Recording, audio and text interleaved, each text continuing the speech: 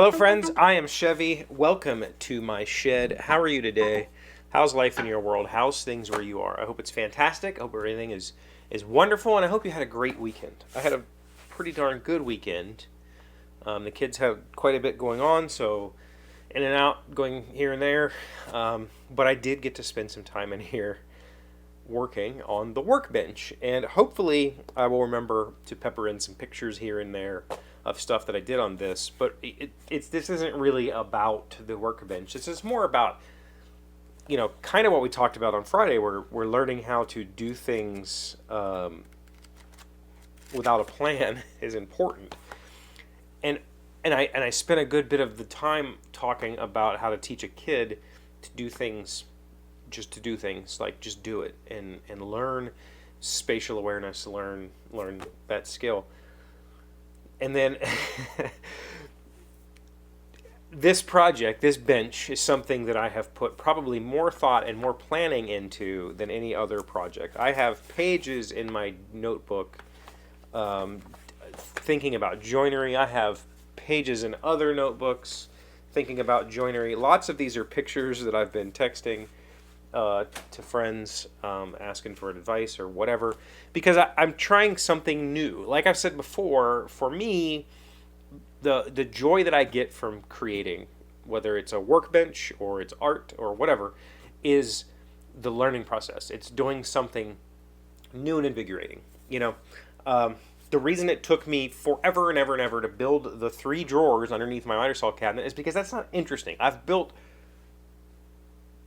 I don't know how many drawers. I built drawers, a lot of drawers, and they're just a box. And it's not an interesting project. It's just something that you have to do because it needs to be done. But on this workbench, I could have done the same thing. I could have, this workbench is just some 4x4 legs held together with some 2x6 stretchers lag bolted in. And in fact, I bought lag bolts for putting this bench together. But I decided I'm not going to use metal fasteners. I'm going to stick with traditional woodworking techniques. And so I did the mortise and tenon last week. I showed you all that. I have done mortise and tenons before. I've never done like the stopped. I've always done through tenons. I've never done the pocket. I don't know what just a stopped tenon. I don't know what you would call that. Stopped mortise. Never done that before. So that was the first time experimenting with that. That was fun. I'm also treating this workbench more like a timber framing project. So there is, let me just grab one of these legs.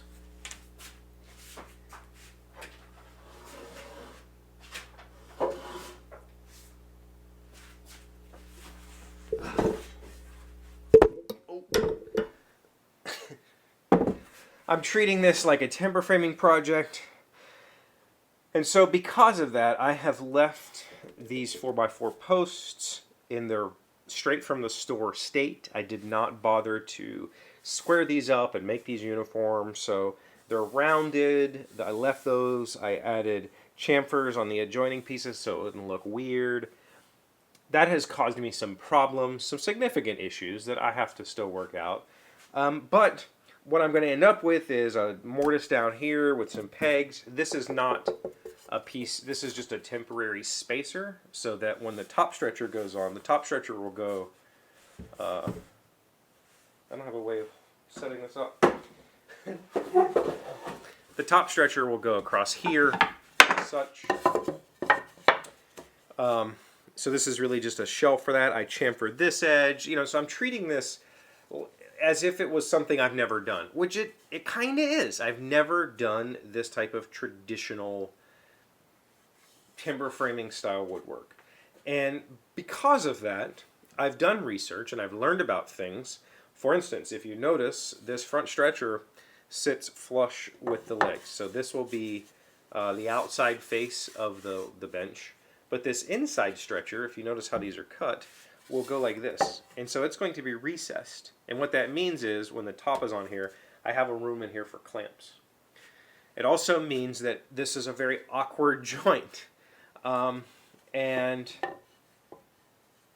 I guess the point of this video is, I think I screwed up here. This is where I screwed up.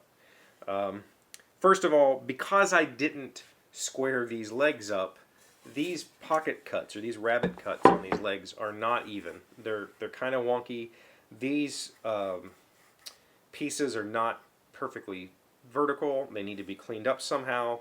I don't have a router bit deep enough. I might use the router table. My palm router, I can't do it, but I think I can do it on the router table.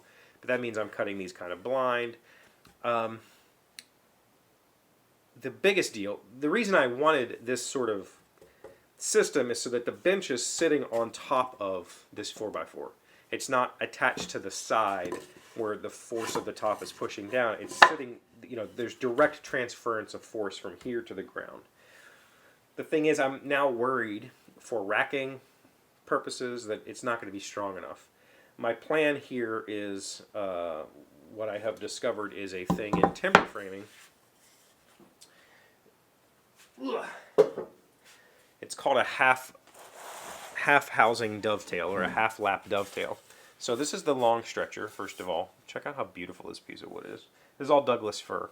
And I love the look and feel and working with Douglas fir. I hate how sappy it is. Anyway, this is a half lap dovetail. It's going to be a half lap joint, like, going together like this, except that this will be cut as a dovetail, and there will be a dovetail notch cut into this board.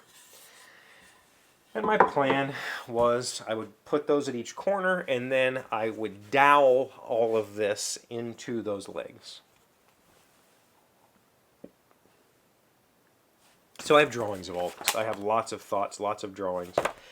And I really think, I don't think it's going to be strong enough. I'm worried about it. I've been really enjoying the process. I came down on Saturday. I had to recut the bottom tenons because I had measured them wrong, of course. Because I'm, again, working without real plans. Even though I have plans. I knew the lengths. The length's right there. I still cut it wrong. They were too long. I had to cut them and recut the tenons, which actually worked out better. I found an easier way to cut those tenons. I'm concerned that it's going to rack, it's going to move, it's going to wobble, and I'm trying to not have that. I think, hopefully, the ultimate plan is once this is done, and there's a top on here, I will put a box. I will build a drawer box in there. And now that I'm seeing how low it is, that concerns me. But it'll be all right. There'll be a drawer box in here where I can store chisels and that sort of stuff. And I'm excited about that. And I think that maybe, that might need to happen sooner than later. That might be the real structure that keeps this whole thing from moving around. But if nothing else, I get to experiment with new stuff, like cutting these dovetails on these half-lap joints, which I've never done. I've cut dovetails before. I've never hand-cut dovetails. I've only ever machine-cut dovetails. That might be, maybe I have cut dovetails. I don't know. I've definitely machine-cut dovetails. So this will be a new experience, and I think that's going to keep it interesting. Putting dowels in all of this stuff, doing this, sans fasteners is already pretty interesting to me. And thinking about wood movement and assembly and racking strength, and I'm not an engineer, so I'm not doing any sort of real methodical study of how this is going to work. I'm just trying what I know and hoping that it works out for the best. And I think that was kind of what I was trying to get to on Friday with the, what do you teach a kid? I think that the lesson is just do it. Just do the thing. Whatever it takes to keep you excited. For me, it's trying new stuff. That's what really gets me going. It's not about this bench. I'm not excited for the bench. I have a table. I've built dozens upon dozens of projects right here, and this works okay. It is annoying when I'm working on a taller project, but it's okay. I'm not super excited about the bench. I am excited to have flat edges. These edges have cupped, the MDF swells, which means that an inch of this table is bowed up. So if I try to use this as a place to align stuff, it doesn't work out quite well enough. So I'm excited about having a perfectly flat, strong top. but I'm not, the project itself, the finished piece is not something I'm going to be proud of. What I'm going to be proud of is the little details. And I'm going to be proud of the lessons that I learned making these little details. Or maybe I'll fail. Maybe this will completely fail, and I'll end up having to cut this off and use screws. I don't know yet. Haven't got there. But the point is, I think that trying is the most important lesson, right? This might end up being weak, and it might end up having a whole bunch of racking. And if it does, I will learn from that. I will learn why. Why did I build this incorrectly, and what can I do next time? And I will figure out a way to brace it up. Like, again, adding the box of drawers will probably be the structure that holds this thing together in the end. But until I get to that point, I don't know. And maybe I'll put it together. I'll dowel this whole thing. I'll put dowels in each corner. And it'll be super strong. And there'll be nothing to worry about. But I won't know until I get to that point. And if you never get to that point, you'll never know. So you have to just do it. I think that's what I was trying to say on Friday. I just was a little bit... I should have probably planned. As always, I should have planned so we could have a coherent topic. What'd you do this weekend? Let me know in the comments. Please leave a question or something. Give me some topics for the week. I really enjoyed that last week. Thank you for being here as always. Thank you for liking, commenting, subscribing, being amazing friends and wonderful people. I really appreciate you, and I'll see you again tomorrow. Today's word you should know to sound smart is proscribe. It is a transitive verb meaning to forbid or prohibit, frequently confused with the word prescribe. State law proscribes the keeping of wild animals as house pets. Proscribe, Proscribe. That's really interesting. I've never encountered that word.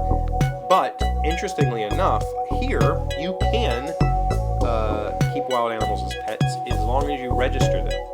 And the registration in my state has never, the price of that registration has never been increased since like the 30s. It costs $2. So if you want a deer as a pet, $2. I don't know anybody who's done that.